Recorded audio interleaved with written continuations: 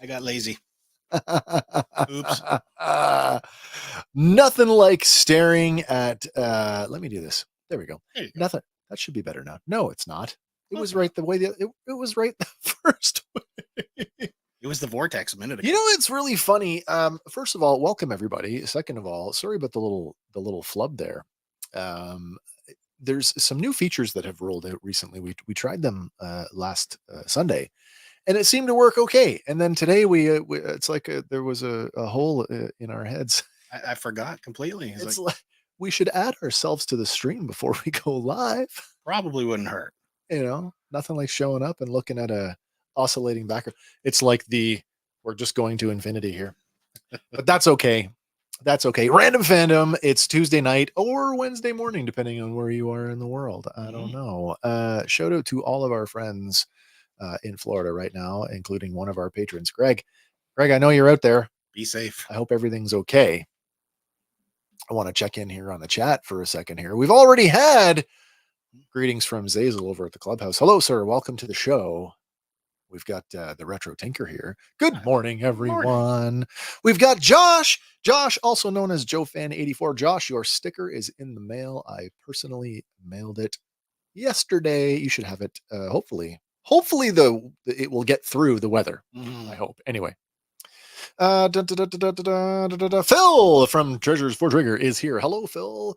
All is well where you are, I hope. We're having a good time here. Who else is here? Michael Martinez. Michael Martinez. Haven't seen you in a while, Michael. Nice of you to drop in. Good to see you as always. Off work, just in time for Fandom Power in the car ride home. That's nice. Thank you for taking us on the road. We are roadworthy. Sweet. Nothing like being roadworthy. And I think we're up to date. That's everybody. That's everybody. It's going to be roadworthy, but not Road by Diddy. Oh boy. Yep. Do we have more on that front this week? No, there are no new developments yet. Oh, okay. Just a lot of memes and terrible pun type jokes. And well, they practically write themselves. They do. Like I just watched a parody song set to that song Royals. Yeah. Because he's got so much oil. Yeah. That's a lot. It is. That's a lot. We've already had the lube jokes. Hank clarified it for me. It was like baby oil or something. And probably some of the more high-end stuff. Well, sure. You can afford it. Right? I was more referring to like what size were the containers coming in, right? Like barrels. Well, this is what I mean. Like, was it like the little like squeezy, like the little ketchup packet size, which they make of actual lube? Or was he just straight up dunking humans in it? But when he said baby oil, I'm like, oh, bottles. That's a lot. It's a lot. Speaking of a lot, this is episode 79. Episode 79 of Random Fandom. It's the show that never ends. We're like a soap opera. And the cast hasn't changed. So, I mean, you know, you're here with the OGs. Yep. Oh, and there you go. What? Oh, just had to slip another one in. No. What Diddy said. No, don't stop. We can just make jokes all night. Oh, he's going another one. Dunkin' Ditties. Oh my god. Maybe his whole house was one giant slip and slide. Yeah, you go in, you think you're going on like a fun little ride, but at the end of the ride, it's not fun anymore. I have a question. I've discovered now it's probably not a thing anymore. For the folks down under, Zedge's Urban Sports. Nedge's Urban Sports. Nedge is a guy. Okay. Nedge's Urban Sports. Give me a bucket of fucking chicken wings and some Diddy fucking donuts. I'm not familiar with him. Oh, well, I'll have to show you some clips. It's hilarious. Did he? He did. Why am I still sliding backwards, Mr. Diddy? Way to reinvent the moonwalk. Oh. Because of the moon slide, the slide walk. Stay away from my moon. Okay. There's one exhaust port and it's not for entering. All right, before this goes completely off the rails, at least we can. Why don't we sorry, what's that? We tried to go to Star Wars. Yeah. All right, let's have another round of Random Fandom Trivia. As always, Andy with the question this week. I have no idea what this is. I did not look ahead of time, so I can't even pretend to fake it. That's no move. All right. So up here in Canada this weekend is our Thanksgiving weekend. Oh, yeah. So I figured why not throw in a Thanksgiving themed question? Oh, all right. So with that, question for everyone. Which ship carried the pilgrims from England to North America? Was it the Cornflower, the Sunflower, the Mayflower, or the Wallflower? Well, A is what I used to make my birthday feast over the weekend. Nice. B is the seeds I like to chew when I'm in the field. C is a moving company, and D was Not someone at Diddy's party. D was a band. Well, the Wallflowers, yes. That's what I mean. That's Dylan's kid. That's right. Yeah. Bob Jacob Dylan. Yeah. Okay, what we'll do, we will give you the 30-second timer and we will check back in, although I don't think many of us will need it. Here we go.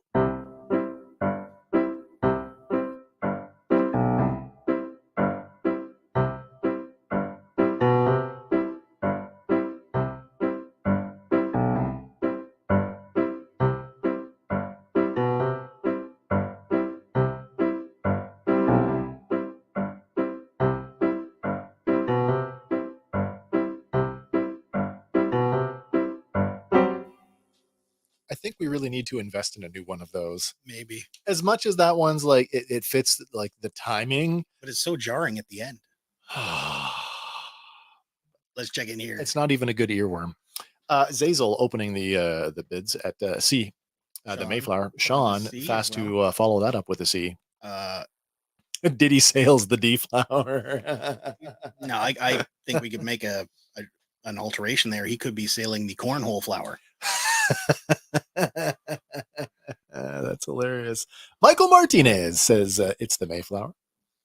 Phil, a treasure for Drigger, also a C. K-Daw with C. K-Daw coming in with the C. And the Retro Tinker, the Mayflower. My gosh, I believe this may be the first time that we've had a sweep. I think so. Where everybody has given, yes, of course, given the correct answer is C. Yeah, absolutely.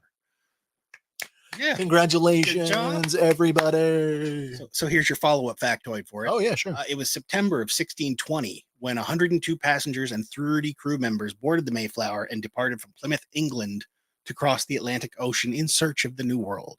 As we're finding out that they were not the first. The Vikings did it back and whenever, and somebody buried a bunch of gold on Oak Island, but there's that. We here in Canada are lucky enough to have those. They're kind of part of our. If Canada has a culture, surely those part of our heritage commercials are a part of it. 100%. Yeah, and that's how I learned that Columbus was not the first one to discover America. Yep. But it took them 66 days to get across the ocean.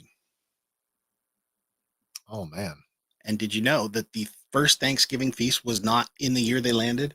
Oh, no. No. It actually happened the following year in 1621. 66 days. I feel like that's how long it takes me to get out of bed sometimes. Some days. But yeah, there you go. All right. Thanksgiving trivia. Yeah, Thanksgiving. I guess it should be. I guess it's Thanksgiving. Well, no, the states at Thanksgiving is what? November. Yeah, just November before Black Friday. When I was still in the military, I was overseas for Thanksgiving, and because it was an American camp, do you think we got anything for Canadian Thanksgiving? No. Nope. But I had all the cornbread I could handle on American Thanksgiving. Nice. And that was good. Nice. Loved it. Let's see. What should we open with? Oh, of course. Well, we've got this week's. We have nowhere near as many as last time, which is good. Okay, that's good. But it still sucks. But this week's in memoriam, I guess. Yeah. Let's get that rolling. Oh no! Don't fly Air Canada. They lose luggage. What other option is there from Australia? United Airlines. I don't know. I guess you could fly an American. Yeah, you could fly an American line, I guess. Yeah. But I haven't flown Air Canada for a long time, only because when we travel, it's usually somewhere sunny. So we travel like the other one. We have a couple of like airlines here in Canada that are typically associated with travel to sunny destinations. Mm-hmm. Yeah. Oh, so this comment we already put up, but I'll say it again. Zazel says should have flown. Yeah, should have flown. Yep. And Retro Taker counters with they didn't have steroids back then. Their arms would have gotten tired. yes, they would have. McMahon found completely innocent, by the way. Watching the documentary, the McMahon documentary on Netflix. Mm-hmm. I had to go back and look. Was he found guilty? No, he was not. Of in the steroid scandal. no, he got away with that one. Hogan saved his ass. He did. He totally. Well, Hogan says he told the truth. I'll tell the government, brother, whatever they want to hear. But when it comes time to the stand, I'll flip flop like you wouldn't believe. I'm gonna tell the truth, brother. Creative control, brother. Love Trump now. Oh my gosh. Okay, Buy that's beer. enough of that. Yep. Enough of that. All right. So unfortunately, this week, Dragon Ball fans will be saddened to know that Yeah. we lost Gilbert Doc Harris Auchinleck, who was the narrator behind Dragon Ball Z's English dub from Ocean. That guy looks like he could have been in a band. Could be related to Lemmy. I was gonna say that he's like a young Lemmy Kilmister. Mm-hmm. But yeah, passed away at 76 years old. Oh dear. Well, certainly not 76 in that photo. Yeah. Has Dragon Ball been around that long? It's been around for quite a while. Yeah. Excuse me. My gosh, 1948 to 2024. I bet that picture is probably somewhere in the somewhere in the 70s, 80s, maybe 70s or 80s, I think. Oh, maybe. But yeah, he would do the narrations for 53 episodes that were produced by Funimation. Okay. In cooperation with Saban Brands and Ocean Group's voice talent. Yeah. These were edited from the original broadcasts that were shown in Japan. Right. So much different voice cast. Wow. You know. Obviously. It's funny how they do that. But that's not uncommon, right? Look at all the other anime properties that got the American treatment. Yeah. I mean, some of my favorites like Battle of the Planets, Gatchaman, they took out like tons of the violence. Of course, Star Blazers was the same thing when they adapted Space Battleship Yamato. Mm. And to some degree, Robotech from the three other properties, Macross, Southern Cross, and Mospeada, had a lot of the violence kind of stripped out of it. But yeah. Harris, he also lent his voice to other properties like My Little Pony, Friendship is Magic. Oh wait, we've talked about that before. Yeah. You've watched that one. I have watched that one. It's got a really good my favorite arc is the Twilight Saga. Really? Yeah. like do they parallel the movies? No, it has nothing to do with it. It's got Princess Twilight, and then right. The dragon kind of ramps up. So wait, was he he must have been a character on that? A voice talent to it. Also on Monster Rancher, Mobile Suit Gundam Encounters in Space, and Captain N, the Game Master. Wow. Yeah. So that one's there's one I haven't heard in a while. Yeah, I haven't heard about that in a while. Condolences to his family. Yeah, absolutely. Fans around the world. This other one, powerhouse gospel singer and mother to Whitney Houston. Oh dear. Sissy Houston has passed away at the age of 91. Well, when did that happen? I believe yesterday or today. I totally missed that. Yeah. Yeah, she died. Where does it say here? Surrounded by family. And she was under hospice for Alzheimer's disease. Oh, so. Okay. Two-time Grammy winner who had sang backups for Aretha Franklin and Elvis Presley. Mm-hmm. My God, that's a pretty impressive resume. Yeah, not to mention like she birthed Whitney Houston, right? Who went on to, create a resume of her own. Yeah, so, but I guess it runs in the family, right? No parent wants to outlive their child, though. No parent wants that. No. Pat Houston has a quote out here that they shared. Our hearts are filled with pain and sadness.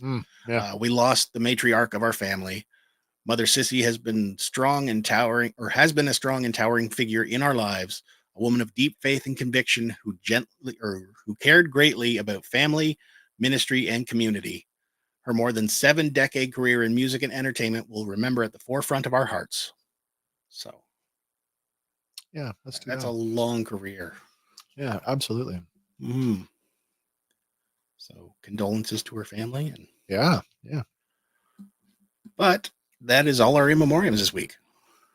Cool. Yeah. All right, let's So get on to some onto other a news. future thing here. I'm looking ahead here, and I'm liking what I'm seeing. So apparently coming to Netflix in March, they're working on a documentary right now about Iron Maiden. I do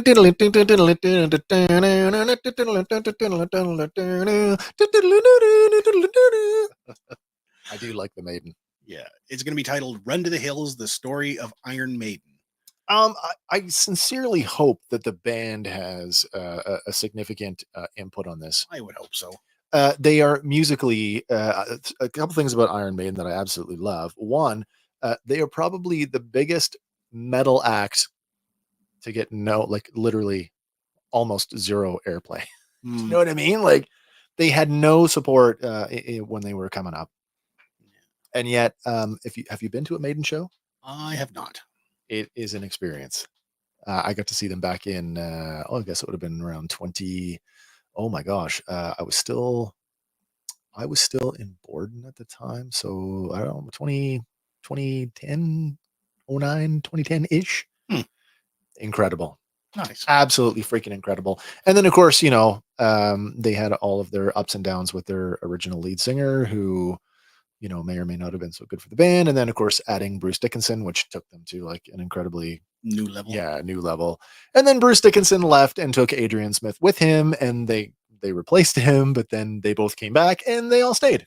And they've been one big happy-ish family ever since. Nice.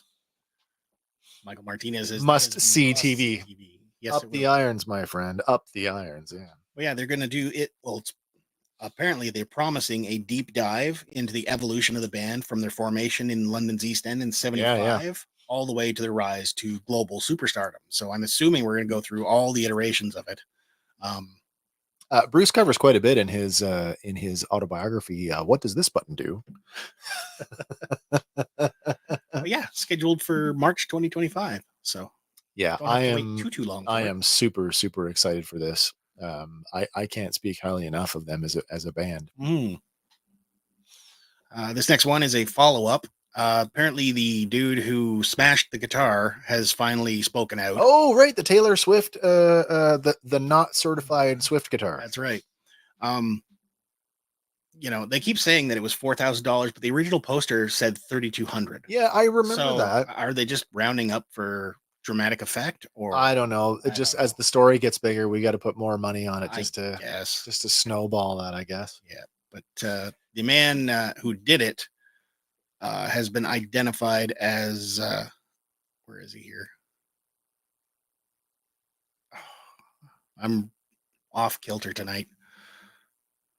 67-year-old Gary Estes. There it is. Este.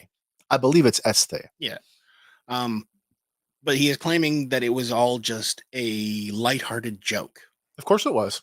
It was blatantly obvious from the video. Yeah, because all like the auctioneer and all the other people were all laughing around it, and he's saying, "Yeah, we're kind of making a political statement out of it, but it was in good humor." Yeah, absolutely. There was no question of that when I saw it.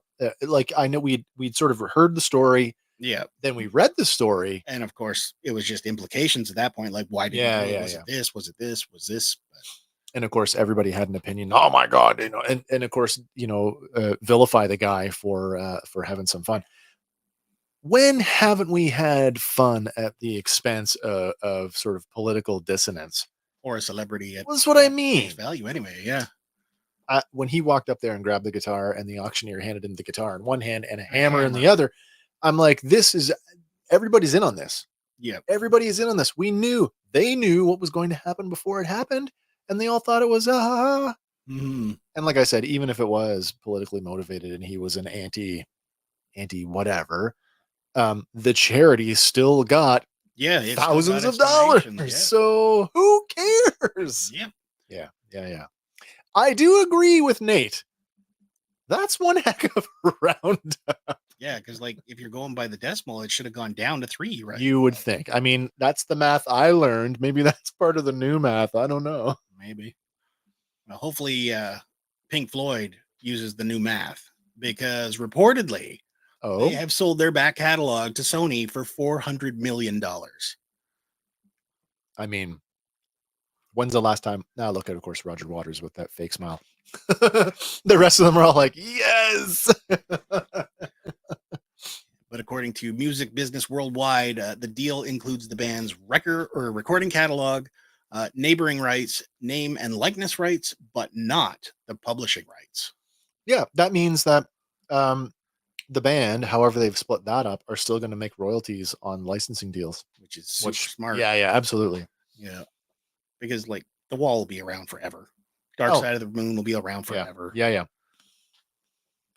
But I mean, I look at it this way: it's that whole like buying term life insurance versus buying a comprehensive policy. Mm-hmm. Like the older you get, the less you need.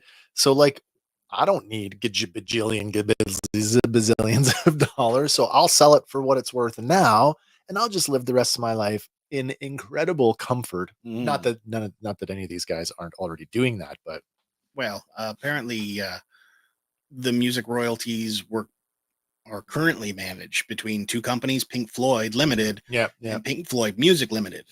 But those two companies last year generated a combined total of $50 million in revenue. I mean, $50 million in a year. And what was the total sale price? The report? $400 million. 400. So what?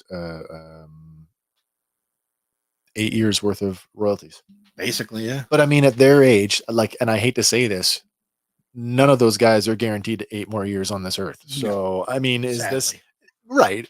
But is this not a smart move based on that? I think so. Here's my, whatever it is, 400 million. There's, my God, you think I've never done this before? With 4 of them, let's say it's 100 million a piece. That's them and everybody in their family forever. Yep. You know what I mean? Like for us average people. Yep. It would never be anybody for want on anything on that. Pretty much. And especially since they can, like, the publishing rights, so they keep going. Oh, right. It's right. And I'm assuming it's more on top of that. I'm assuming that'll go down the family tree too, right? I guess depending on how they handle that. I don't know what the legalese is on that. There's probably some avenue for turning that over to a family member. Mm-hmm. This next one kind of caught me off guard, caught Sure. a lot of people off guard. But apparently Garth Brooks is being sued by a makeup artist for alleged drape and gotcha. sexual assault. So on Thursday, this past Thursday, yep. A makeup artist filed the lawsuits alleging that she was, violated in a hotel room and subjected to unwanted sexual conduct on other occasions, including lewd text messages and fondling by the country guy. Does her suit name the alleged dates that this happened? I don't know for sure, but I would assume, like, if you get a hold of that public court document, it probably says so. When I see this stuff, that's always the first question I have. It's like, when did it happen? And then it's like, why now as opposed to earlier? Mm-hmm. Especially now in the wake of the whole Me Too thing. Like, I'm not saying that anybody who's ever been I don't want to diminish what this woman has gone through, and I don't want to say that what she has experienced isn't real. Mm-hmm. But I do have questions, and I guess it's more around the legal end of things. And that stuff will come out in court, right? So, well, you hope so, anyway. I mean, unless there's some weird hush money deal. It's those dear, are just so popular. Red has made the joke that I was not going to. It sounds more like a Chris Gaines kind of move. Do you remember that? No, I don't. Garth Brooks put out I don't know if he considered a rock record or a pop record under this alter ego of Chris. I remember that, but Chris I did Gaines. not remember the name. Chris Gaines. The woman who is identified as Jane Roe in the lawsuit accuses Brooks of exposing himself to her on multiple occasions and alleges that the trauma from it was so severe she contemplated suicide. Yeah, I mean, that's never... that's not a light thing no, absolutely around there, right? Absolutely not. Yeah. Now, I am interested, though, because I do see, like, and I know that the knee-jerk reaction is, I didn't do it. Yeah. And also, and this is me just sort of spitballing here, if you're innocent, you don't pay people off. No, you take You it don't right pay to the people off. You bitter go right end. to the end, which makes me feel I kind of get that. Oh, when I look at Garth Brooks' statement, who says, a full statement refuting the allegations posted Thursday, several hours after the suit was made, and accusing the plaintiff of demanding many millions of dollars in hush money. Mhm. So, if there's any truth to that, I do hope that Yeah, that comes if out in a there's wash. like Yeah. a monetary demand prior to it, then No, absolutely. Are you looking for a payout? What are you looking for? And or is this the truth? The truth, yeah, and it has been kept under wraps. yeah, We'll see. yeah. And like if more people start coming forward, then you know Yeah, yeah, yeah. the evidence piles up. Well, it's funny though that he's filed his counterclaim anonymously. Hmm. Did you read that? I missed that part. Yeah, yeah. The federal suit was filed anonymously, Hmm. describing the plaintiff only as a celebrity and public figure who resides in Tennessee. Um. Okay. That's one way to try and skirt around bad publicity, I guess. The plaintiff, John Doe, states claims of attempted extortion, defamation, and infliction of emotional distress. Well, I've seen Garth Brooks' documentary on his Friends in Low Places bar, and that guy is a ball. He is a literal ball of emotion. Hmm. That guy cries at the drop of a hat. I have not seen that He's one. a very emotional man. Yeah, Oh, if you haven't seen it, go check and it out. if you're even like part way like weird, I can't look away, interested in Garth Brooks just because of his meteoric rise to fame, Mhm. it's worth a watch just for that alone. He's kind of an enigma in the country world. Hmm. They loved him, they hated him, they loved him again. So this could be the pendulum swinging back. Now they're going to hate him again. Maybe, But maybe. the woman is represented by Douglas Wigdor, who has filed numerous Me Too lawsuits against like Harvey Weinstein and other Oh, figures. really? So big name. Yeah. And Wigdor and his co-counsels put out a statement here, said, "We applaud our client's courage in moving forward with her complaint against Garth Brooks. The complaint filed today demonstrates that sexual predators exist not only in corporate America, Hollywood, and the rap and rock and roll industries, but also in the world of country music. We are confident that Brooks will be held accountable for his actions and his efforts to silence our client through the filing of a preemptive complaint in Mississippi was nothing other than an act of desperation and attempted intimidation." Yeah. And when he words it like that, paints a hell of a picture. But again, that's what he's supposed to do, right? I don't know, the preemptive thing. Like, I don't understand how it would be preemptive. How Well, would he know? yeah. Yeah, I don't know. But I just find the whole thing, again, I don't know what to take from it other than let's just wait and see the process play out and see what comes out of this. I just find that the timing and the sort of the circumstances with which it's occurring to be like, oh, well, this is interesting. And I don't mean that in any like she's lying kind of way. It's just like, but I'm always curious about the timing of these things, especially in light, and I don't want to make that joke again, especially in light of what's going on with Diddy. mhm, The question is, did he? Did he? he probably did. Anyway, no, But anyway, he probably did. yeah. But it's just not looking good. Maybe that's kind of part of it. I don't know. Yeah. Well, it also states that the woman began working for Brooks' wife, Trisha Yearwood, Yeah. as a makeup artist and hairstylist in 1999, and then started to work for Brooks himself in 2017. And then more She's been often, around for a long time. yeah, Now. like associated with the family, right? But Yeah, because Trisha Yearwood's not his first wife. no, No, and she was singing backups for him for a while before they got romantically linked. That's interesting. Diddy did, no doubt. Did no doubt. Boy. But yeah, there's an updated quote as of I think yesterday at 6:49. Yep. From Brooks saying, "For the last 2 months, I've been hassled to no end with threats, lies, and tragic tales for what my future would be if I did not write a check for many millions of dollars. Yeah. It's been like having a loaded gun waved in my face." It's funny though, if I presume that he's reading into that. It's about the money. Yeah. Right. Because if she came out and just said, just write me the check and this will all go away, then that is absolutely damning. And I've taken that to court. Yeah. Yeah. Yeah, exactly, Red.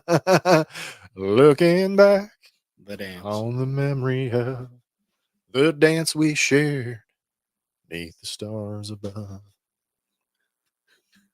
What? I'm not familiar with most of his stuff. Oh, no. Okay. All right.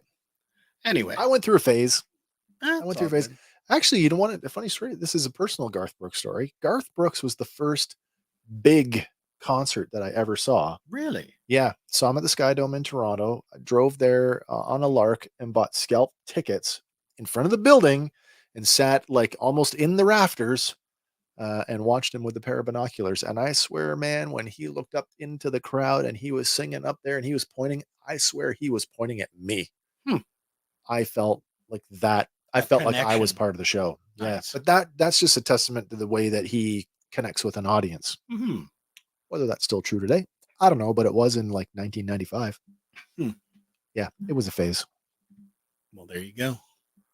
There was a follow-up retort to Brooks's statement from the lawyer, and it is going as such. I cannot get into settlement discussions, but the suggestion made by Brooks that he is unwilling to pay millions is simply not true. It seems as though Sean Combs and Garth Brooks are using the same public relations team by attacking legitimate victims. We are very confident in our case, and over time, the public will see his true character rather than his highly curated persona.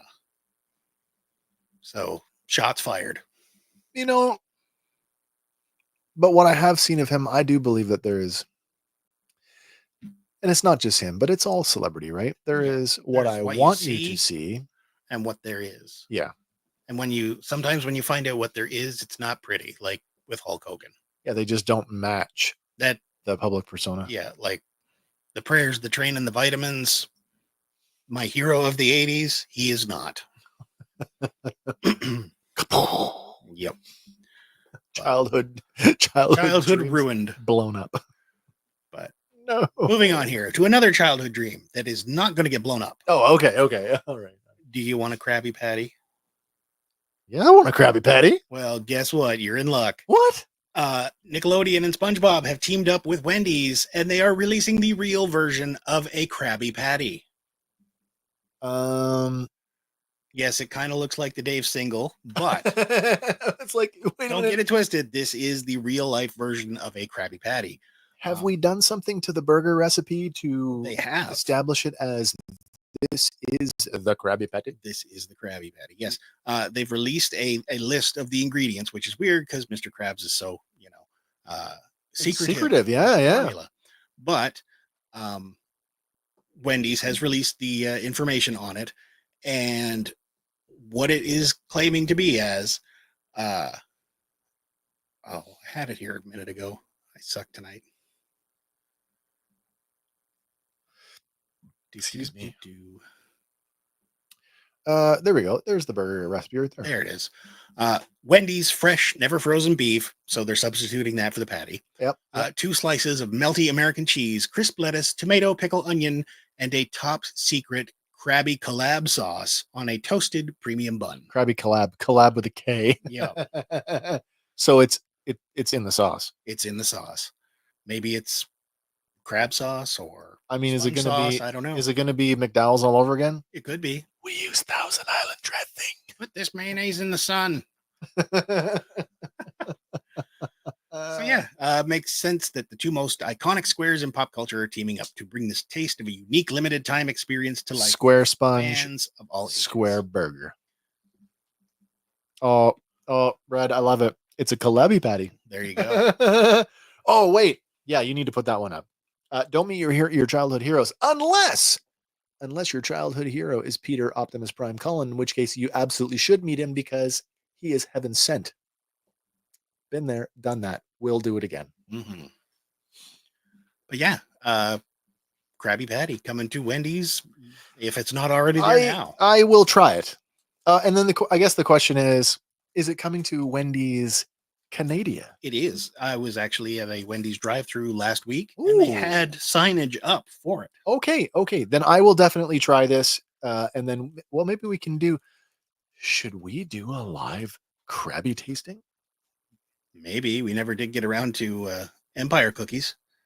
Oh my God, no! The biscuits, the Yeah, Imperial ration Imperial biscuits. biscuits, Yeah, yeah. the recipe's still there though. We could go and find that. Yes, we could. I feel like takeout though is probably less labor intensive. Maybe. By the time we get back here, I clocked the nearest Wendy's from us at what 30 to 35 minutes one way. Yep. Mind you, those new mics you tested. Oh, that's true. We could double.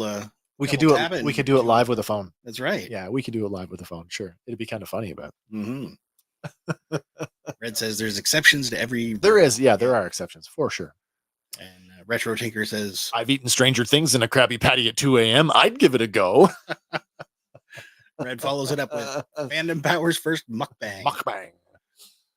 Mock a mammoth meal, I guess. That just sounds dirty. It does sound dirty. I don't know. Road trip ride along. Yes, Nice. I love it. I love it. We're taking you all with us. Mm-hmm. This next one sucks though. Oh, Unless you already are subscribed to multiple this streaming services. But this isn't anything new. No, it's not. Nothing new. But all of Spielberg's Indiana Jones movies have been removed from Disney Plus worldwide. But when you slow down and read through and understand why, it's like, oh, and it's a legal thing. Yeah, it's another one of those rights issues that keeps popping up. So they are moving to Paramount Plus because they retained the rights for distribution a long time ago, and basically Walt Disney's claim on it ran out. They just did not renew it. Yeah. And I don't know if it's Disney didn't renew it or Paramount didn't renew it. And I'm kind of inclined to believe that it's from the Paramount side. I don't even know if there was an option to renew. Maybe there was. You would think there would, what with the Dial of Destiny, but I would think there would be some legalese written into that, like, hey, first right sort of thing. Mm-hmm. But I mean, with Paramount having their own streaming service, of course that's they a want win for them. Of course they want first run movies like on their service. Yeah. Of course they do. Wendy's is my favorite as far as fast burgers go. Thanks, you know, it's interesting. Should we do a burger survey? Sure, why not? Let's see. What are the big ones here? We've got in Canada, we've got McDonald's, Wendy's, Burger King, and then we have our own Canadian Harvey's. Will we count Arby's? No burgers at Arby's. That's a roast beef place. It's a roast beef. Okay, fair enough. But you got to count A&W. A&W. I think those are the big ones. Like we don't have White Castle here. No. We don't have a lot of stuff that we got Wimpy's. That doesn't count either. It's not big enough. But of the big fast food, of their signature burgers. What's your number one? My number one? Yeah. Is probably the Dave Single from Wendy's. I'm probably there. I would. It's a close one for me. It would either be the Wendy's or it would be the A&W Teen Burger. Oh, I do like an A&W matzo burger though. I like that too. I do like. Mind you, I don't mind the Whopper either. So, Whopper, I feel it has a little too much artificial. A little too much artificial. It's changed everything. It has changed after the Kong fiasco. It changed a bit. Oh boy! You remember the Kong Whopper? No. To go with the marketing thing for the release of King Kong, the Lord of the Rings, Peter Jackson. There it is. The Peter Jackson King Kong. Yeah. They made giant-sized Whoppers. I feel like the Whopper, although it is not an incredibly thick patty, it's got some surface area. It's already big to begin with. Yeah. We can make the meat thin and therefore give you more bread. This is not a great burger. Red says, Five Guys burgers and fries. Expensive, though. It's true. But I do love sauteed mushrooms and onions on my burger that only they do. Yeah. So good. So good. On the cheap side, you can't beat the Buddy Burger. Isn't that that's A&W? I think so. The little buddies. Not a little bigger than a slider, but not quite a full-size burger. Mhm.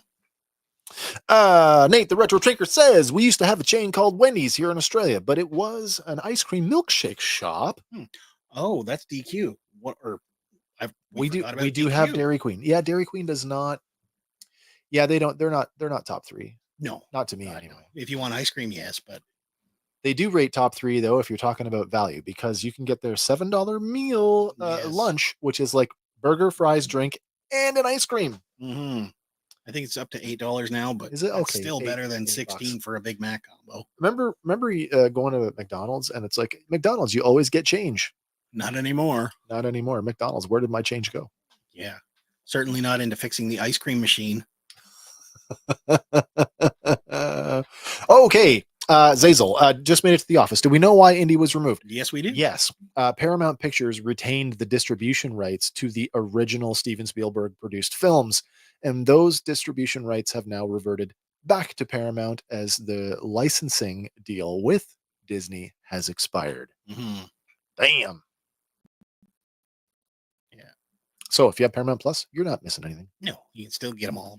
And I guess the argument here is that's another. Now you need another service. Mm-hmm. Which, counterpoint, I have them all anyway.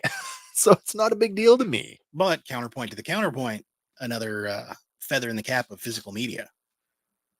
True. You're not taking away my DVDs. No, I can't argue with that. I'm still not there. Like, I'm still not 100% sold that I'm ever going to go back to physical media. And I haven't done an audit. Probably in the last year, but the last time I checked, which was probably, I don't know, last year, maybe the year before, all the streaming services combined that I pay for month to month is still cheaper than a mid-grade cable package. I'm okay with that. There you go. I am okay with that. Michael Martinez, for me, it's Whataburgers, Patty Melt. Oh, Patty Melt. I do like that. And Jojo loves the avocado bacon ranch burger. We do have Wahlburgers here in Canada. Do we have Wahlburgers? Yeah, they're here now. Have you gone to one? I guess not. You have not. I guess you have not. What do we got here? Silver Spider says, "Yep, physical copies." FTW. I'm not going to say what I did last time. This is for the win. Flip the wing. Fight the revolution. No, fight the world. First. Fark the world. First to wait. We could do this. We could First keep going. to watch. That's true. Yeah. But how about some toy news? Oh yeah, sure. So yeah, we got a little bit of toy news this week. I got some toy news for you. Do you? I got 99% of the collection finally put away properly and displayed. Studio tour coming soon. Nice. Well, first up, out of the McFarlane camp, we get our first look at the Action Comics gold label Superman. Oh, I looked at this. Coming exclusively to Walmart, apparently. That's the part that makes me go, oh. Is there a chance we'll get it? Probably. I think so. Does the shield look metallic to you? A little bit. It looks, at least the red portion does look a little bit shined up. I just got. It is a cloth goods cape. I just got that classic Superman, the smiley face Superman. Mm-hmm. Love him. I question if this is the same body. Could be. It looks very similar. But that's not the only one we got. Also from McFarlane, the gold label Hal Jordan Green Lantern. And what's going on? I know we're always saying that the comic ones he always gets right on the face, but I don't know about the face on this one. My immediate thought was, what is going on there? Because I don't know. There's something squared. That jaw. It's just too different, too flat. Too much flair in the jawline. But yeah, that does not look like Hal Jordan. No, or not the Hal Jordan I know. No, not the Hal Jordan that I immediately think of when I think of Hal Jordan. Mm-hmm. But anyway, it doesn't. I mean, it's not a bad figure. And it is the first. Why does the Green Lantern need a rocket pack to simulate flying? Because it's all willpower. Is this based on the most current run of Green Lantern? Do you think? I could not tell you. I mean, we've got a lot of lining going on there, and it looks kind of New 52-ish, armored-ish. Well, even the New 52 Hal Jordan wasn't that. No, and all of the New 52 got like panel lining. Yeah. I don't know how else to say it. They all got panel lines in the New 52, but this looks more armored. Maybe. Not sure if I like this one. But it is just a first look. Maybe it will change between now and final release. Who knows? Oh, maybe. But shifting over to Super 7. Wait, that's it for McFarlane? That's it for McFarlane. No Batman. Oh my God. I know. You heard it here first. McFarlane had a slow week. Well, he did go all out for Batman Day, right? Oh, yeah. Only 17 of them. No, I'm just kidding. Guy is my guy, Guy Gardner. So, Zazel, let me ask you, are you excited for Guy Gardner's upcoming live action debut? In the James Gunn verse? And are you excited that he's going to be played by our Canadian fan favorite, Nathan Fillion, native Edmontonian? See, casting calls would have thought Nathan Fillion would have been a better Hal Jordan. See, but he's more, I don't know, I don't see him as angry as much. Nathan Fillion has played Hal Jordan. Has he? Yes, he has. One of the animated? Yes, he played him in Green Lantern First Flight. It's really good. He's really, really good at it. But I don't see Nathan Fillion as having the presence of a Hal Jordan. And did you see the leaked set shots? Yeah. The costume is not quite. It's kind of awful. And I'm hoping that's a temporary thing. Mm-hmm. But they got the bowl cut right. If he gets clocked by Batman, I'll be happy. Nathan can do no wrong. Yeah, that's my Malcolm Reynolds for you. Mm-hmm. Also, pretty good in The Rookie, if you haven't been watching The Rookie. I have not, but it looks okay. It's fun. I accept that there is zero reality in this police drama because they do such like crazy off-the-wall stuff, like invade sovereign nations. But why not? They just bad boy it right up. But it's good. Cool. Next up, out of the Super 7 camp, we have Super Shoguns standing in at 20 inches tall. Oh, nice. Yeah. I'm guessing this is a take on the Mechagodzilla.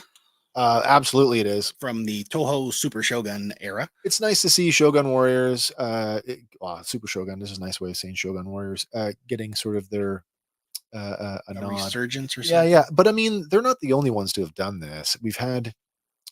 They did some Masters Shogun guys not too long ago. Like every once in a while, somebody's rolling out that in the Shogun Warrior style.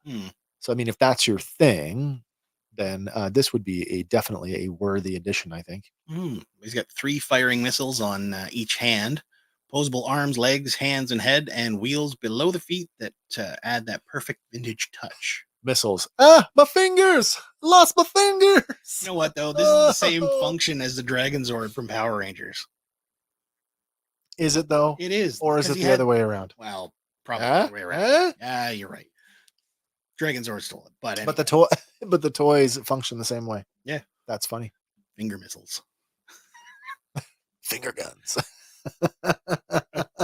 It's good TV. It is. That must be a reference to The Rookie. But still sticking with Super 7, how about a glow-in-the-dark 3.75-inch scale articulated dark skeleton for Godzilla? Oh, dear. So this is inspired by the 1954 film Godzilla and depicts the aftermath of Dr. Shirazawa's terrifying weapon. So they basically blow the skin right off him. Yeah. Comes in a glow-in-the-dark green package with he's nuclear, man. Yeah, basically. He's nuclear. But it's a reaction figure, and I am so mixed bag on those. Some of them are like okay, and others like. I mean, I do own a couple, like 4, and it's totally mixed bag for me. I don't know how I feel about this one. I don't know if I need my Godzilla to scale with Luke Skywalker. I really don't. True, but if this one's not up your alley, maybe this one has it for you. Based on the Canadian variant of the original model kit. Oh, another Godzilla, this time with skin. Wait, is it the same? No, of course it's not. No. Canadian variant, eh? So this is are we that in demand? I don't know. I didn't think so, but it's definitely not in the G.I. Joe world. Those Canadian cards add no value. Yeah. What do you mean it's in English and French? It's half the bio and half of them are written as if they lived in Canada. That's bullshit. Godzilla in Toronto. But yeah, the original model kit was developed under the Toho license in the 60s, and he's in his, stompy pose, and he's got a removable, soon-to-be-destroyed cityscape. It's funny. It's cute in its own, I guess, endearing way. But again, and like it's at this size, you wouldn't eat up too much space on your shelf. no, and I guess So- that is sort of the virtue of these is that you can, you can sort of put them sort of anywhere, and they're not totally intrusive. I don't like this look though. It looks too I mean, it does look like the card, but it looks more like a toyish, well, like ultra like knockoff toy. you go to the dollar store and there's like the bin of dinosaurs, Yes, the weird looking dinosaurs that are got the like weird face. And I mean, does that not look like it came out of the same bin you could. in some ways? But this next one definitely did not come out of the same bin. All right. Still Super 7, but measuring 8 inches tall, 4.5 inches wide, and 14 inches long from tip to tail. Oh dear. The Blazing Godzilla is coming out that's all from right. the Ultimates line. Oh, it is coming as an Ultimates. Yep. Okay, so I mean, I like the look of this figure. Because face normally, on. like the translucent plastic. Well, that's just I But- was just going to touch on that. Like, I mean, look at the profile of that thing. Mhm. Look at the elbows, knees, and wrist. Yeah. That It's definitely more visible from the side, but man. but as far as a Godzilla that's like leaking radiation, it's not too bad. No, it's all right for that, for what it is. Translucent figures, just such a niche, right? You love them or you don't, and Mhm. I don't. Not to say that you shouldn't go and get this if you like that. Oh, that's hilarious. Fanta Fanta Goji. It's so true. Fanta, get your Fanta.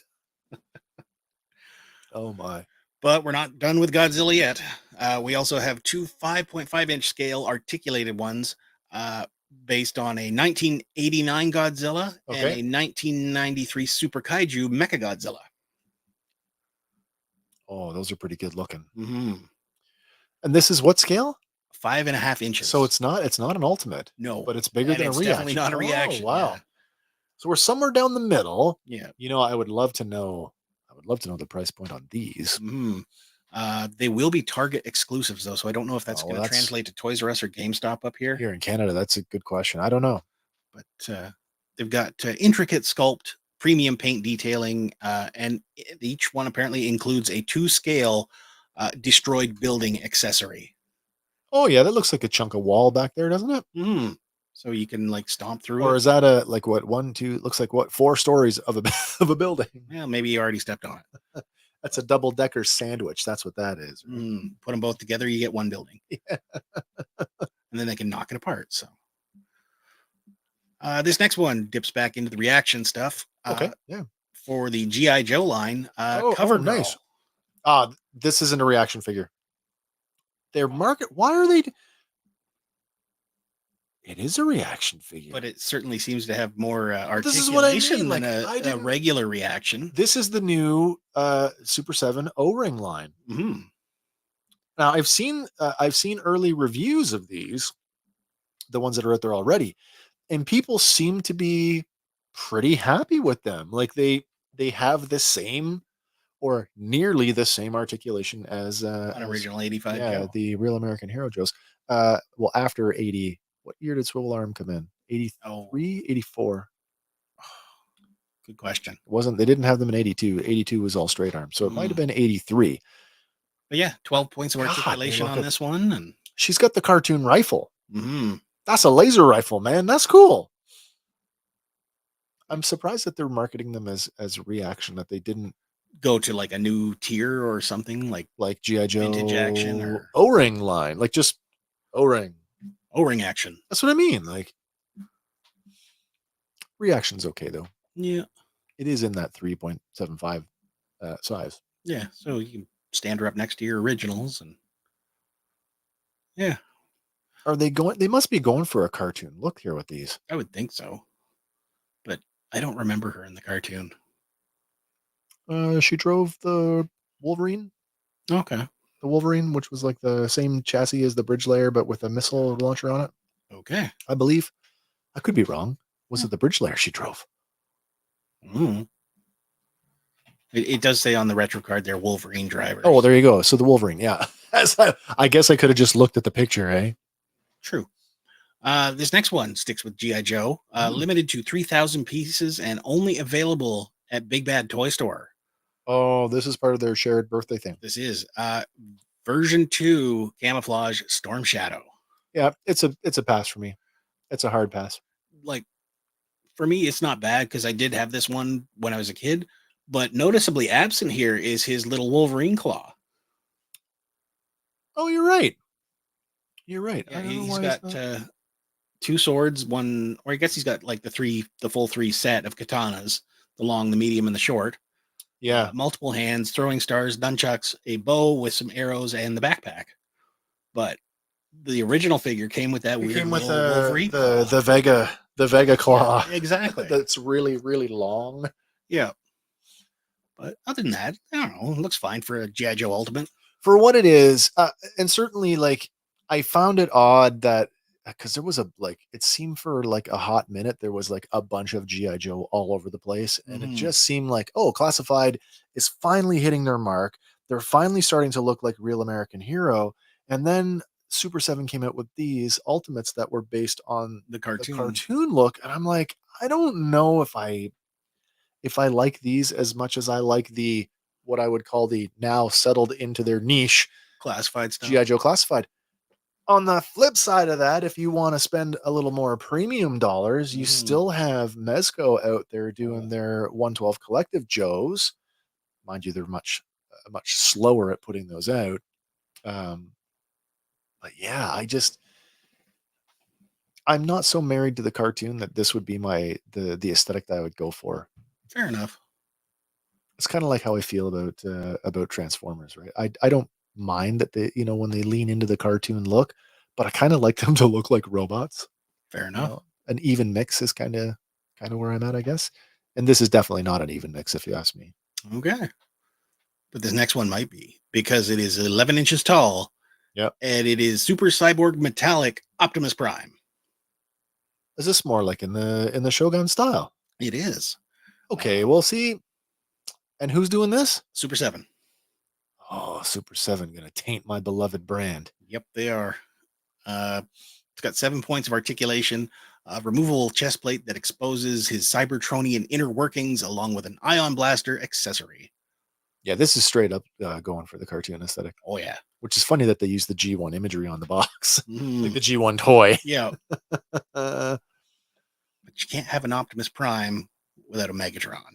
oh, of course. And also from Super 7, this one is only 7-inch scale, but it's based on the 1980s VHS box packaging. Oh yeah, okay. So yeah, Oh, like Megatron. the FHE packaging. It's good though because he's non-transformable. So we all know he's a gun. You don't need to transform him and get in trouble. Funny, looking at him, he looks an awful lot like, and I'm not going to grab it, but does that not look an awful lot like the red figure, the Hasbro? Remember the Hasbro red line? It was like the Yeah. Marvel Legends line. Yes. Looks an awful lot like that, only in like painted. hmm Did we just here, guys? Here's the molds. Maybe they're trading them now. Maybe. But then we do have one more toy. Okay. And this one, again, is another exclusive to Big Bad Toy Store. 7-inch scale from the Ultimates line. Blood-soaked pit fighter Conan. Okay. See, now this is the kind of thing that makes me angry. Yeah, I already have this figure, but not bloodied up. not covered in blood. Now, is it the same two head sculpts? It might actually be. I'd have to go into my parts bin. I don't remember if he came with the second head. I remember when I bought them. I had to buy the whole wave. It was the only way to get Torgrim and the other guy. Was Tulsa Doom, Torgrim, Conan, and the other guy. Pit fighter The Conan? other guy with it was Pit Fighter Conan. It was the guy with the giant hammer. The other villain. I can't The other remember his guy. name. Yeah. That wasn't Tulsa Doom. When what I really wanted was the beach, like the classic pose, the beach one. I got Mhm. him. They just reissued him. Nice. Yeah, you're not going to get me on this one. No. You're not going to get me on this one. And I suppose if I didn't already have this, I might consider this. But if anything, It's a good looking sculpt. it is. I have the question though, because this is a rendering. Yes. This does not look like an actual production model. I will say this: the sword, the Atlantean sword, on every Super 7 Conan figure released to date, the sword is ridiculously long. Mhm. It is way longer than the actual sword. And I can't tell if they've tried to correct that here. It still looks long to me, but Mm. I'll need to see a production sample with the figure With it holding it to hold- know. Yeah. But to answer Zazel's question, Yeah. How great is Conan? he's wonderful. He's so wonderful. He will drive your crush enemies. his enemies. Yeah. Crush your enemies, drive them, and hear the lamentations of the women. Yeah. But yeah, that does bring us to the end of our toy segment this evening. We're out of toys. Yeah. Okay. But that does bring us to the next segment. Who wants to Oh win a wait, is it sticker? that time? Is it that time? I think so. All right, let's do it. Lyrics. It's misheard lyrics. Lyrics. It's misheard lyrics. Tonight. Nice. Who is that singing that? I don't know. Maybe get him a record contract though. What's Zazel saying here? I don't get distracted by sculpts or articulation anymore. I just want the stuff I really like. Exactly. Is it? But the counterpoint to that is, How do you This- know if you like it? well, the stuff that I really like is the stuff that it has the articulation in the sculpt. Those are the things. That's why I like them. So I mean, it's a sticky point for me. I want the stuff that I like too. I guess it's just I do I have exacting taste? Is that what it is? maybe specific taste. Like Am I a toy snob? no, I might be. 2024. You have to be very discerning with your dollar these I days. might be a toy snob. I'm so sorry. But anyway, our misheard lyric this evening. Okay. Oh yeah, our misheard lyric. Where are we at tonight? We've got a good one here. Loves Cheez-Its and America too. Loves Cheez-Its and America too. Oh, I don't know how much time people are going to need to ring in on this one, but we are looking for the actual song, the name of the song that this misheard lyric comes from. We'll give you the 30-second timer, and we'll come back to check in with your answers in a bit.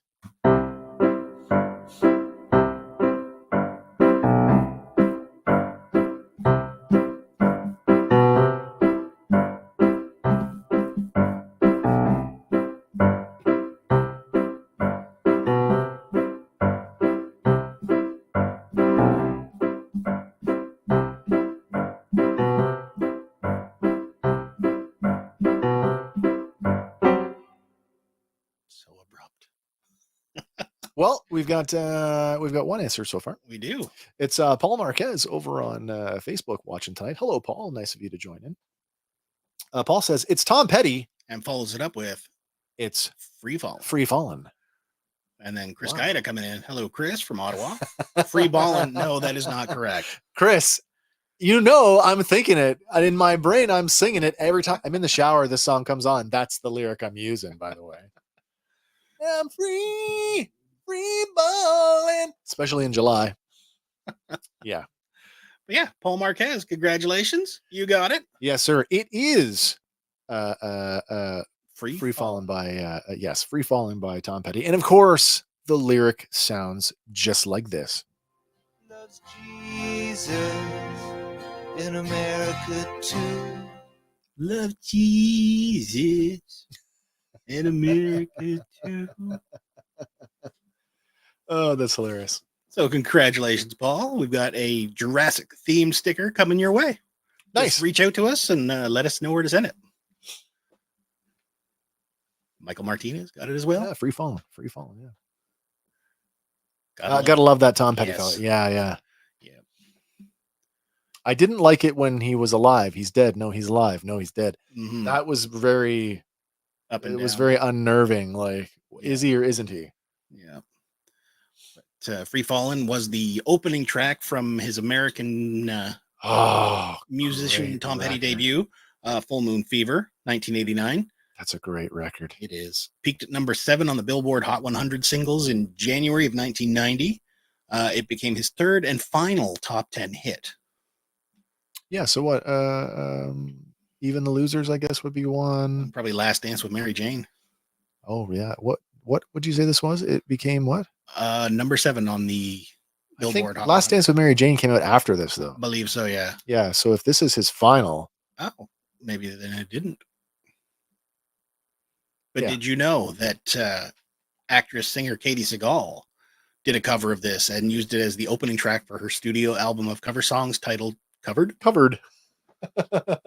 Funny how they like to use the word covered in a cover song album. Mm-hmm. Healy did it. Jeff Healy did it. His was called Cover to Cover. Mm. Do I believe that's Katie Seagal? Yeah, I do. Mm. Oh, so far the best I've ever heard is Concrete Jungle Wet Dream Tomato. You will have to send me that. Oh, you haven't heard Empire State of Mind?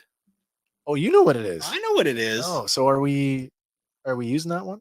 Well, I can't We say can't we can use now. it now. Way to go. All right. Maybe in a year from now when Maybe. nobody remembers, except for Paul, who'll be like, it's mine. Got it. Yeah. But yeah, that's our Guess the Song this week. So Oh my gosh. We'll be back next week. We'll do this all over again with another misheard lyric. And that weird guy singing that song. I don't know what's going on there. Mhm. Oh, no. Sung by Hawk to a I girl. saw that interview too. Yeah. She's like, oh, you know that song by Jay-Z, Concrete Jungle, Wet Dream Tomato? Oh dear. Uh-huh. Oh dear. Yep. But anyway, it gets worse with every comment. it does. Hawk 2 is right up there with Diddy right now. Yeah.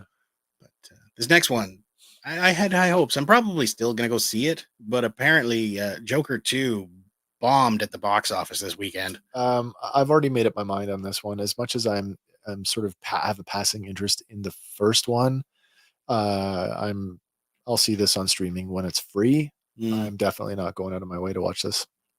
Fair enough. There are very few movie reviewers that I feel are aligned with my own sensibilities, but our very own Canadian Victor Lucas, host of the Electric Playground, he called it a piece of crap.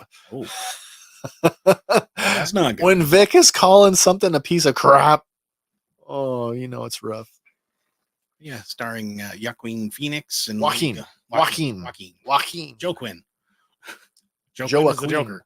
Joaquin. We know who it is. Yeah. And Lady Gaga. Apparently, it brought in a tragic $37.8 million in its first weekend. 37.8. By comparison, the original Joker had earned $39 million on the Friday of its release by itself. Oh, on one day. Yeah. Okay. Well, there you go. I think it was somewhere in the area of 200 million to make it. Do we know that's what they wanted? 200? I think that's what they were aiming for, but okay, they're not gonna get it. Well, then there's some questions about whether this movie even needed to be made. True. I'd be curious to know if any of you out there, anybody watching right now, have you seen Joker 2 Folie à Deux? Mm-hmm. And what did you think about it? I don't want to give anything away. I haven't seen the movie, so I don't know, but there are a ton of spoilers running around for it though, just from what I've heard from the reviews so far. It's a musical. Yes and no. And I like musicals. Don't get me wrong. I think musical film as an art form is like woefully underused.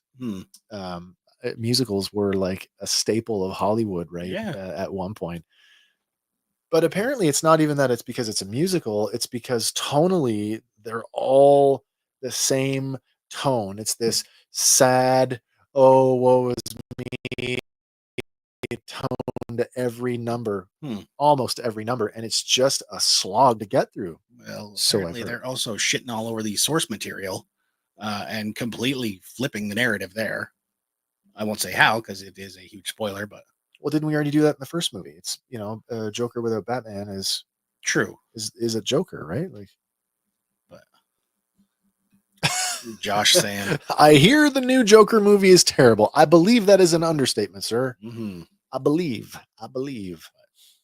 I will reserve my judgment, but I will absolutely. people are saying, it's no Madam Web, and that does not give me hope. Oh dear.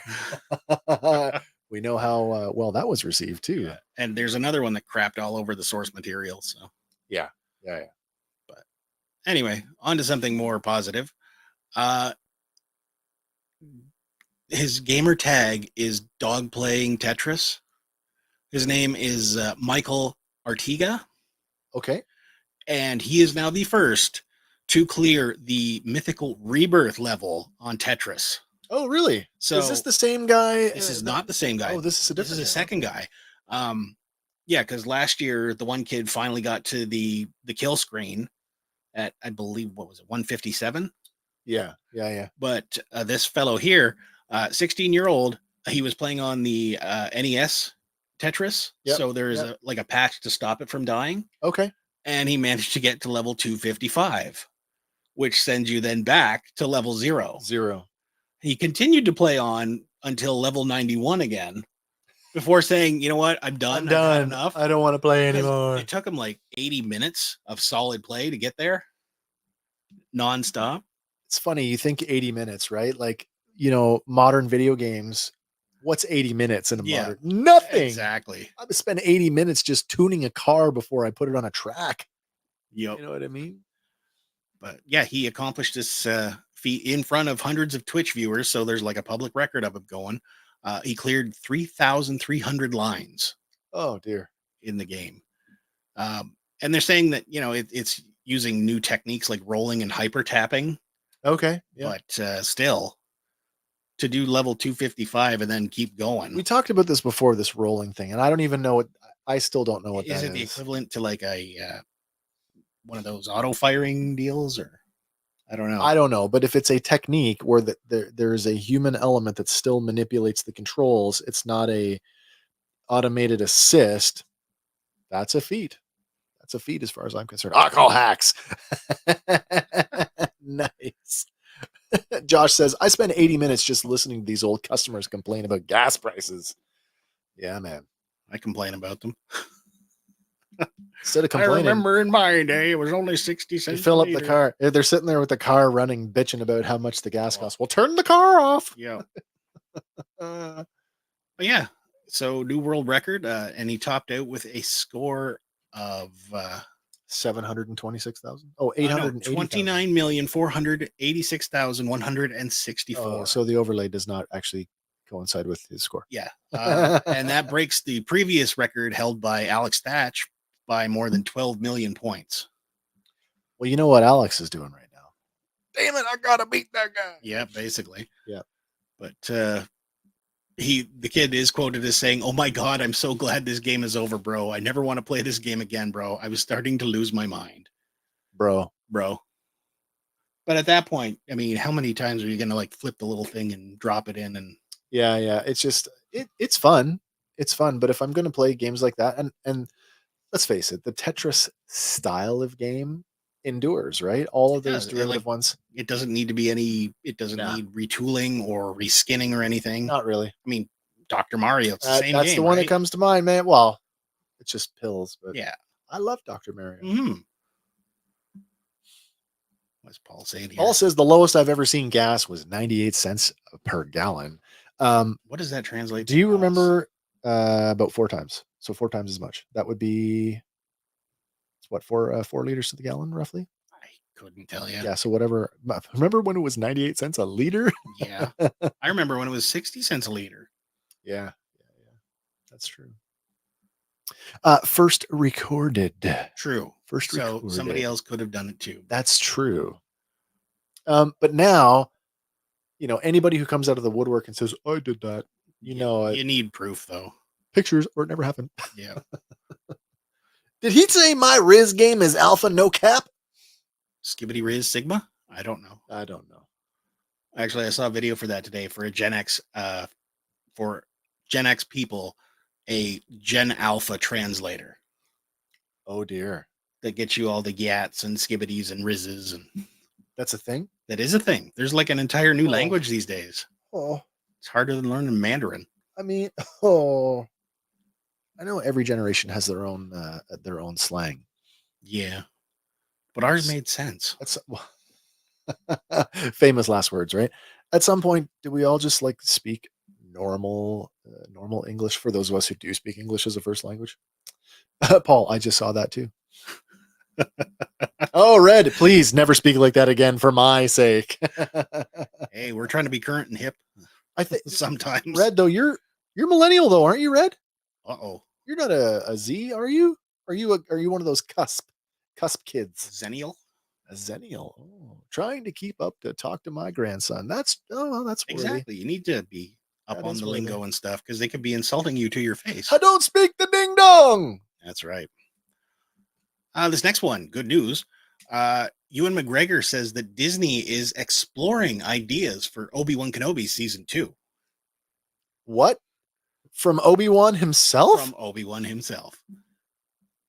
Oh. Yeah, he was at the LA Comic-Con there this past weekend. Oh, that's right. LA was this and weekend. One of the things he said, Hayden and him did so well. They're definitely interested. And then, he stopped himself from saying, we're definitely hoping, and instead said exploring. That would be the word to say. Yeah, of course. So they are looking into it, but like as he said, there's 10 years from the end of season 1 and A New Hope. There's got to be enough room in there for something. Yeah. I mean, consider how much happens in the course of like the original trilogy, which is literally over the course of 4 years in universe, right? Yeah, a lot happened. They blew up 2 Death Stars. Yeah. Red says, I can write cursive. I am an elder millennial. Is that some people don't know what cursive is? That's where you swear, right? Yeah. No, cursive. Not. Stop talking to me cursively. Yeah. What's this one? Paul says, "Oh, Wes, remind me to tell you of my pitch to Lifetime for the next Stalked by My Doctor." No. But yeah, Ewan McGregor has been campaigning for a second season, pitching ideas to director Deborah Chow, and Kathleen Kennedy hasn't ruled it out. So this in at a time when the general consensus is to dial it back on Star Wars shows. But less is more. Less is more in some degrees, but this is Obi-Wan Kenobi. More is more. Yeah, I'm a big fan of more is more. Yeah, but I'm also a big fan of more for the sake of more. At the expense of quality isn't necessarily the right choice. Yeah, but there's got to be enough legend stuff out there within this time for frame, sure. right? Stuff that could be adapted, and maybe should be adapted. Yeah, would certainly go a long way towards pleasing some of the older fan base, and maybe introduce some of the newer fan base to some of those stories that they have never heard. What do you mean you can't pick up a book? Who am I to talk though? Of all the current canon novels, I don't think I've read. I started to read Aftermath, the first Aftermath book. I haven't read anything in a while. I started on the Force Awakens novelization. Oh, sorry, I have read the novelizations. That's what I have read. Okay. I was thinking sort of outside of the movies. Fair enough. This next one, sticking with Star Wars, but much darker. Acolyte star Jodie Turner-Smith is slamming Disney basically for their lack of defense on the Acolyte. I mean, when you read her statement, it's hard not to see her point of view. Yeah. She's quoted as saying in an interview with Glamour magazine, they've got to stop doing this thing where they don't say anything when people are getting fucking dogpiled on the internet with racism and bullshit. It's just not fair to not say anything. It's really unfair. And she's not wrong.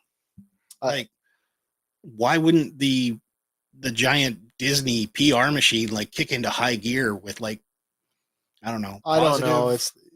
I see her point as a person, as an artist. And this is the argument about all of these shows that are considered flops or failures. It diminishes the work that the people who worked very hard on, that hard work that they did. I like her, the other half of her comment where it says, it would just be nice if the people that had all the money were showing their support and putting their feet down. Yeah. Say that this is unacceptable. You're not a fan if you do this. I don't think you're not a fan if you. I don't think you're not a fan if you do. But I mean, specifically where she's talking about racism. Yeah. Absolutely. Yeah. You're not, if that's your only base claim is like, oh, I don't like her because she's black. Yeah, I didn't like the show because it's like, and we've said it before, like woke getting used as a weapon. Yeah. I think, the meaning of it has been lost. Yeah. I just don't see it as a bad thing. But she continued and said, say this is unacceptable. You're not a fan if you do this. Make a really big statement and see if any money leaves. I bet it won't, because people of color, especially black people, make up a very large percentage of buying power. They might find that it's actually more lucrative for them, but everyone's using woke like it's a dirty word. There you go. There you go, right? Yeah. So, yeah, I think we have similar thoughts on that. Yeah, because like her performance as, head mother there was awesome. Oh, absolutely. I thought she was one of the highlights of the show. Mm-hmm. Especially when she was like mind messing with the Jedis. But I've liked her, I mean, since I saw her back on the last ship. So I'm definitely a fan of hers. But she's not the first one to speak out on it. Amanda Steinberg, who plays Osha. Osha and May, yeah. She also spoke out about it. Like why in this day and age would a show have to be flooded with that kind of crap? Like, sure, call story beats or plot holes or whatever, but there is a large portion of middle class people who, to them, it's every day and it's completely normal and acceptable to them, even though societally it's not. I mean, we're pretty fortunate, I think, where we are here in Canada, that we don't see a lot of we don't see that cross section of the population where, like, I guess the black underbelly.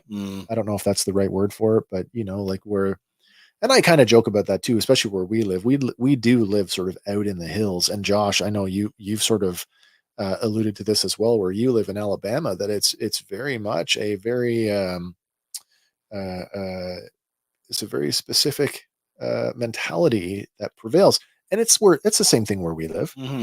Like, I would say that where we live, that is a real prevailing thing. Yeah, racism is alive and well. Yeah, it is alive and well, sadly. Yeah, exactly. But like, same thing happened back in 2022 with Kenobi and Moses Ingram, right? Oh yeah. But in that instance, Ewan McGregor put out a message saying, we stand with Moses, we love Moses, and if you're sending her bullying messages, you're no Star Wars fan in my mind. Yeah. So there, somebody higher up, I mean, not with all the money, but more recognizable, did stand up and take a stand. When the guy whose name is on the show says, "Hey," yeah, I think it comes with a certain amount of weight. Yeah. But hopefully they don't have to go through anything like that again. But I guess. Well, I mean, let's face it, the internet is a cesspool, and everybody thinks they have a voice, and everybody thinks that voice carries equal weight, when in reality it just doesn't. Yep. It just doesn't.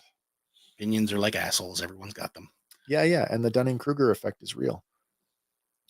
And there's a bunch of people out there that just went, the what? The what? The who now? The what now? The Dunning-Kruger effect. Look it up. Have a laugh. You'll be thankful you did. There you go. Because it's true. But moving on here, on this day in history. So October 8th, throughout the history. Oh yeah, history beats. 1927, Laurel and Hardy become a team with the release of the second 100 Years. Oh my dear. So that's going way back. Yeah. 1943, R.L. Stine is born, so happy birthday to him. R.L. Stine, the author? Yeah, Goosebumps. The Goosebump guy? 1949, Sigourney Weaver is born, so happy birthday to her as well. Get away from her, you bitch. Exactly. And in 1993, Demolition Man was released in theaters. And we still don't know what the 3 seashells are for. No. I don't know. Wash, wipe, and dry. I don't know. All I know is if I swear, I get a piece of paper. That's right. And then you got a fix. This next one, I had not heard about this. I don't know if you have or not, but we've linked to the trailer in the show notes. But it looks interesting. A movie called Elevation. Is that Anthony Mackie? That is Anthony Mackie. It's also And Morena Baccarin. Yeah. as well as Maddie Hansen, directed by George Nolfi. It's going to be in theaters November 8th.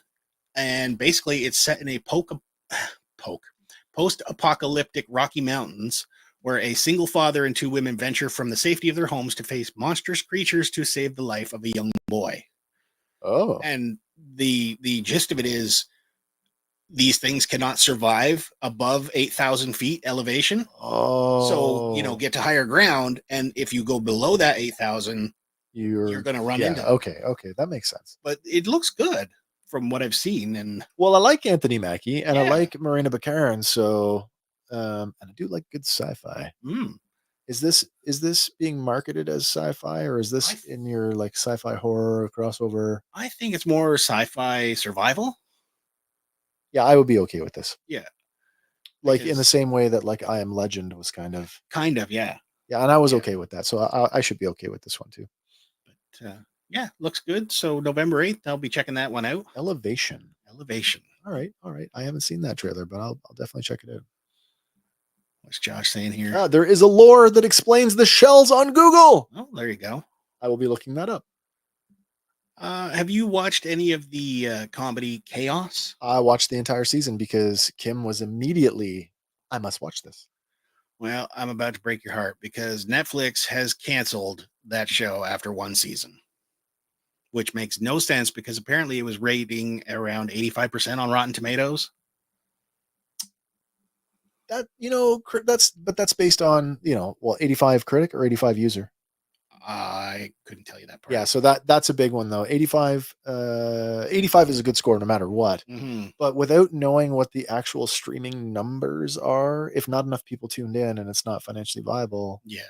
Right. And I mean, publicly traded company, bottom dollar. Yeah. But, just 40 days after it debuted seems like not really giving it a chance yet. But I do feel like the show had its own sort of voice. Did you watch it? I have not watched it. Okay. It has its own voice. But Jeff Goldblum is a treat, man. Like He always is. He's, his quirkiness. Mm-hmm.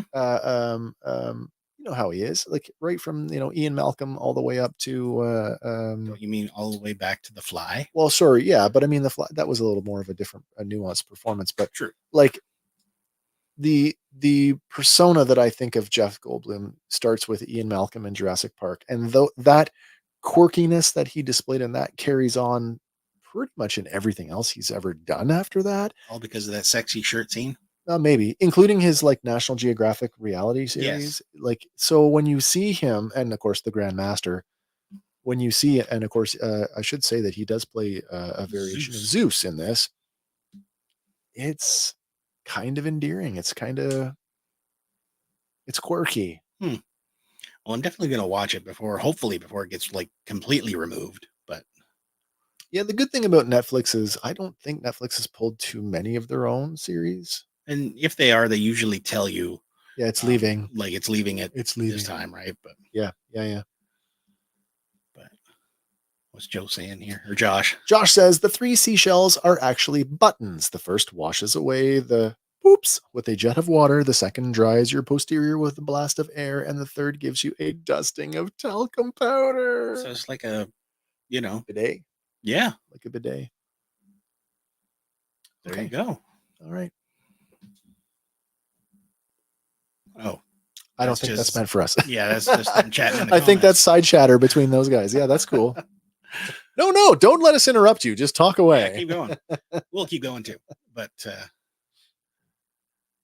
yeah, kind of sucks that it's getting canceled, but we'll see. Another one, not yet confirmed, but Is this Rumorville, isn't it? this is Rumorville with a chunk of evidence attached to it. Okay. Apparently, the Scooby-Doo series for Max, Velma, is going to be canceled after you mean 2 seasons. The one that nobody liked? The one that's too woke or something? I have not watched it yet, but it's on my list to watch. But I'm not interested. I read enough of this stuff. First of all, I am not a Scooby-Doo fan to begin with. I know. How can you call yourself an 80s kid and not? I just don't care. I don't care. It was never my thing. There was better things to watch, like G.I. Joe and Transformers. That's right. And again, I don't need to see. This is another one of those. I do question this. Is this diversity for diversity's sake? Kind of feels that Is way. was it a necessity to change the characters the way that they did? I don't know. Maybe it is good. Maybe they were just Maybe it is trying good. something, but I haven't watched it, so I can't really judge it for what it is. But based on what I've seen, would I have done that? I don't think I would have. But as not being a Scooby-Doo fan, this is not my entry point anyway. fair enough. But they just released a Halloween special on October 3rd. Wait, like the other day? Yeah. Oh, wow. Okay. But there was a post that went up and has since been deleted from background painter Davey Cummings, Okay. which featured a slide of the backgrounds. Yeah. But it said, it was so fun working with this crew, and there will not be a season 3. Hopefully I get to work with Oh. these amazingly talented people again one day. So that's someone who's basically let the cat out of the bag prior to, prior to an official announcement. Okay. All right. so, I mean, maybe he's just fired and that's the thing. But Oh, okay. There is that angle. so there's always hope, right? No, But you're right. It could be something like that. but it could just be straight up, Yeah. what it is. But we will see if there is an official cancellation announcement coming forth. from Max. Yeah. Yeah. But we're almost out of the end of it here tonight. Are we getting down We're to? getting down we're there. getting there. All right. This next one. Have you ever been to Studio Comics in Kingston? No, I have not. It's worth the trip. Alfonso is down there. But anyway, they've got a thing coming up here on October 22nd, Tuesday. Okay. They are going to be the first stop of the Alex Kintner Roadshow. What? The kid who played Alex Kintner in Jaws Okay. is going to be making an appearance at Studio Comics Press on Tuesday, October 22nd from 12 to 2 p.m. The Alex Kintner Roadshow. Yes. Is that a real I thing? believe so, because he is also going to be at Fright Fest. In Oh, Niagara sure. Falls, Yeah. Or where they will be Fright Fest or Frightmare at the Falls? Frightmare at the Falls. Yeah. All right. But also there will be Richard Dreyfuss. So we're getting a bit of a Jaws reunion. Oh, you're right. Because the guy who played the deputy is also going to be there. But I'm literally looking this up. But yeah, he's going to be making a stop there. It's 385 Frederick Street at the Frederick Mall in Kingston, Ontario. This is part of the Chatham-Kent International Film Festival, or their goings on. And they did say, please note, no live sharks are permitted to attend the event. Nice. Also, Jeffrey Voorhees. Yeah. That's interesting. Yeah, so I've got listings for, now mind you, these are Alex Kintner Roadshow, the Chatham-Kent International Film Festival. Mm-hmm. All right. What else we got? We got Jaws 50th anniversary, 2025. Wait, so is that this year then? Oh, it is this. Yeah, it's just in a few kicking days. off, yeah. In a few days. Yep. So if you're in the Kingston area, and get yourself out to Studio Comics. All right, fair enough. But that does bring us to our final item of the Oh night. my God. It means we're almost at the end. My gosh, it is that time. It is the time when Andy, he's out there, he's in the aisles, he's hunting for you and I so that we can save a few dollars with this week's toy hunting tip at Dollarama. And I believe if you're going to talk about what I think you're going to talk about, it's a good week. Maybe. It was a good week last week, too. It was a good week last week. But this week, we've got from Mega Constructs, the Masters of the Universe versus, or Roton versus Battlecat That's building exactly set. what I thought you were going to talk about. Yeah, $5 at Dollarama, regular retail on Amazon, $20. So you're saving, 75%. If you bought the Castle Grayskull or the Snake Mountain, or maybe both of them, why wouldn't you buy this one? Yeah, this just rounds out your set. Comes with a merman and a battle armor He-Man. So You really cannot argue that price point. No. It is just, why not? And it's good for a little afternoon of building. I mean, Mega Constructs has been at a cheaper price point than Lego for a while, even when it is at full price. Yep. But to get it at this price point, it's a no-brainer. Oh, we got a couple comments to catch up on here. Oh, this one's go What back do to we got? Velma. Way too woke. Okay. And What else? Josh has got something else. Scooby was meh. Oh man, if it was on, I'd watch it, but I'm not actively seeking. Yeah, that's me too. Like it was just sort of backgroundy, but I could never get invested. I got invested in Mystery Inc. That 2 seasons was awesome. I like the idea of them as a group of friends, but like Mystery Incorporated as an organization, like a PI organization, it just didn't seem like not really plausible. Yeah. Over the 2 seasons, it was one big overarching story. Oh, sure, like, sure, with sure. little ghost stories thrown in. The Yeah, middle, so. yeah. Zazel says, I'm so sick of woke that I'm not watching a lot of new stuff and rediscovering the classics.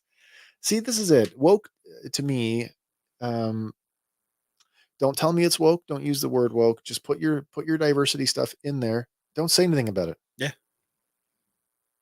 It doesn't have to be, I don't want to say it doesn't have to be on display because that is part of it. Because that takes away from what it is. Representation is important. Yes. People need to feel like they're represented. I absolutely believe in that, but I don't necessarily believe in for its sake. No. Josh says, I have a total nostalgia here. Love total nostalgia here in Alabama. They take trades and that helps a lot. That's cool. That's very cool. Back to our Dollarama here. Dollarama. I was going to say that looks like one of the guys from Kung Fu Panda. A little bit, but it's not. These are Elasticorp's fighters. Elasticor. And they're akin to like a Stretch Armstrong. Oh, nice. Going for $5 each. Oddly enough, on Amazon, some of them are going for $81. Why is a toy line I've never heard of worth so much? And you know what? That Dark Tiger or Dark Panther, whatever is on the shelf at Dollarama. Oh, it is? He is. Did you grab one? I did not. I grabbed the gold guy. Oh, the gold one. Okay. All right. I find it weird, though. Like I don't know why it would be that much. I've never heard of this franchise prior to this, but I always think of Dollarama as being like, it's kind of like Winners, right? A little bit. And now, especially with so much like last week with the Masters Universe Origins having hit both Winners and Dollarama now, it's like, oh, who's going to get it first, right? Yep. We got clearance and then we got like really clearance. But I don't remember anything about Elasticor ever. No. Ever. Never heard of it before now. Chris coming in here. I checked those Elastic guys out last night. Kind of awesome. They weigh like 2 pounds each. Oh, yes, they are very heavy. They're big then. Yeah, he's yay big. Like 5 inches? Like 5-6 inches. Oh, bigger than that. Okay, all right. But like, unlike a Stretch Armstrong, it almost feels like he's filled with sand.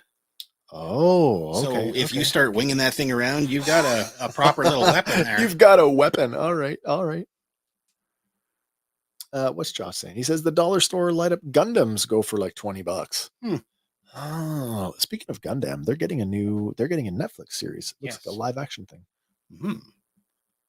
But yeah, that is our toy hunting at Dollarama tip.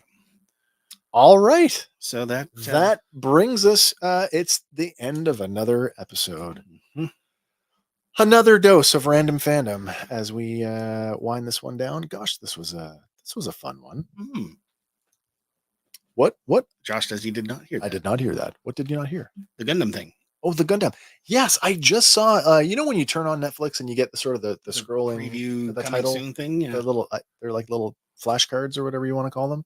One of them was a Gundam related thing, and it definitely looks live action. So I'm not sure what that's going to be like. I'm not invested in Gundam in the lore, so I don't know how one show is connected to another, if they even are connected, or if this will have anything to do with anything that's come before it. But I do like giant robots, so I'm going to check it out. It's Chris saying here. Yeah, this is a toy you can chuck at a sibling and do some temporary pain. All right. Head injury. Oh, nice. What do we got going on, man? So this weekend coming up, we've got Canadian Thanksgiving. So we might have to rejig our Sunday night Ewok show. Yeah, we might have to take a hiatus. What if we push Tales from the Moon of Fandor over to Tuesday night and we take a Random Fandom night off? We could do that. Want to do that? Keeps us on schedule for Tuesdays and Sundays. For those of you who are looking forward to Random Fandom and don't watch Tales from the Moon of Fandor, it's a good time to jump on board. We're just about at the end of season 1. This week's episode, it is the 3 lessons. We are back to. We just got the 3 lessons. Yeah. we're back to Rain's dry and talcum. writer Paul Caro, and boy, does it ever show. But yeah, that's another story. That's a story for next week. Mm-hmm. All right. Stick with us Sundays and Tuesdays, except for this Sunday being the holiday weekend, as we will be here. I don't know. We'll be here forever, I think. Probably. All right, man. Anything you want to close out on before we say goodnight? Keep watching fandom. Love what you love. And yeah, man. Yeah. As always, I want to thank everybody for tuning in. That goes out to everybody, Zazel and Josh. And of course, Nate the Retro Tinker, Phil over at Toys for Triggers, Silver Spider. Trigger for, oh my Trigger God. for treasure. Trigger. Treasures for Trigger? Did I get it right? I don't know. Maybe. Please don't hurt me. Michael Martinez, Paul Marquez, Silver Spider, Nate the Retro Tinker, Red Swenson, Joe Fan 84, also known as Josh. Yes, and I think I've hit everybody that piped up tonight. K-Daw, thank you so much. And of course, happy Thanksgiving to everybody. Remember, everybody, whatever your thing is, to fan on. And for Fandom Power, my name is Wes. I'm Andy. We will see you on the next one. And bye for now, everybody.